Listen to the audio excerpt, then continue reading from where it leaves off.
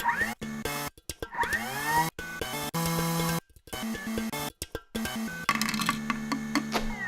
here with Anthony Femia from Maker and Munger.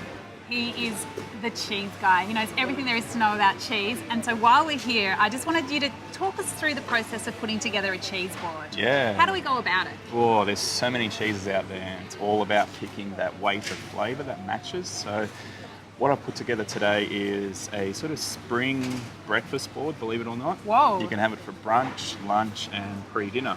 And Right. all these flavours marry really well together. And it's about picking just interesting characteristics, whether it be textures, flavours, and different styles of cheese. So what we've got is 2 great French cheeses and 2 incredible Australian farmhouse cheeses. Oh, how exciting. And when you want to do your little pairings as well, it's about fresh fruit, dried fruit, and then just a little bit of an accompaniment that just contrasts well with the spice of the blue. Okay. I mean, everybody always loves to pair a quince paste with their cheese, but just sort of put that to the side. Okay. And that's more for your sort of really bitey, rich cheddars, manchego, that sort of thing. When constructing a really nice cheese board for before dinner or even breakfast, it's all about the freshness and a hint of dryness. So what is that That's paste? a organic blueberry paste. Blueberry paste. Yeah, Wow, yeah. I feel like I'd be able to make that in a Thermomix. Might have to get onto that. Yeah, nice. And then the wine pairing, it's just like a crisp white wine from Loire Valley, so like a Chenin Blanc, you could even do a Soave. If Okay. you wanted it to do a sort of dessert style, a little botrytis or a late harvest Riesling would be absolutely amazing. So Okay. basically what we've got a little series of cheeses. So we've got a very soft goats here from Loire Valley of France. Oh, wow. It's matured for about 8 weeks.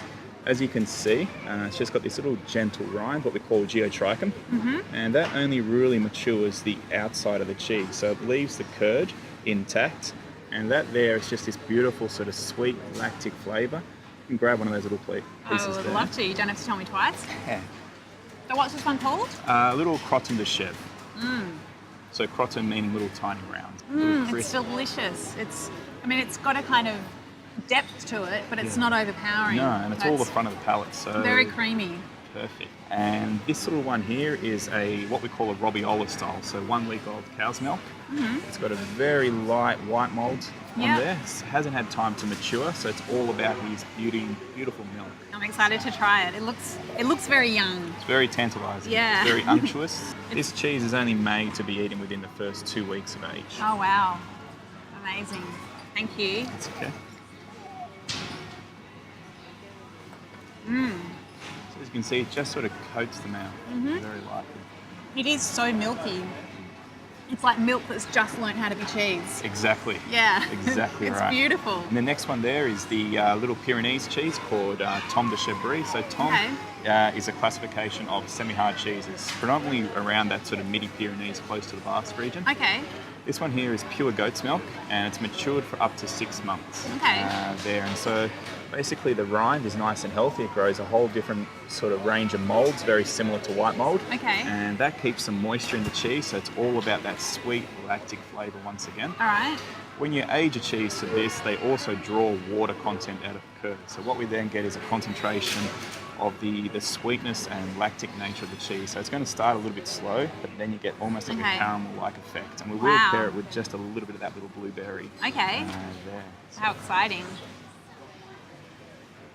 So what's the blueberry bringing to this cheese? So it adds a little bit of sweetness once again, so just the complementary flavours.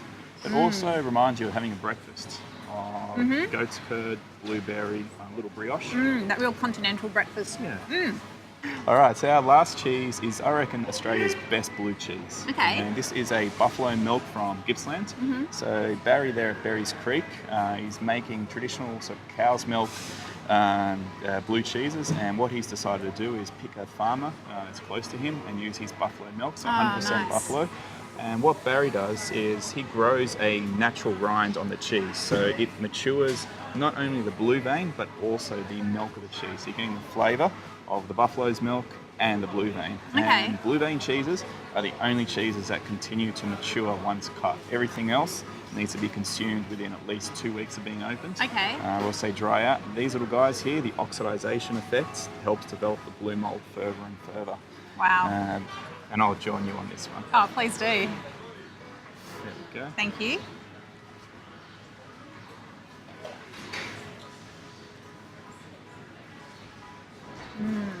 incredible sort of nutty flavour in the milk. And then that spice of the mold coming through. Yeah. What I'm taking away from this conversation, I've learned a lot about cheese, but I also feel like you've told me to have cheese at all times of day, before and after all meals, and as a meal. So thank you very much for sending me along the path to absolute delight. It's all about the cheese drinks. Definitely.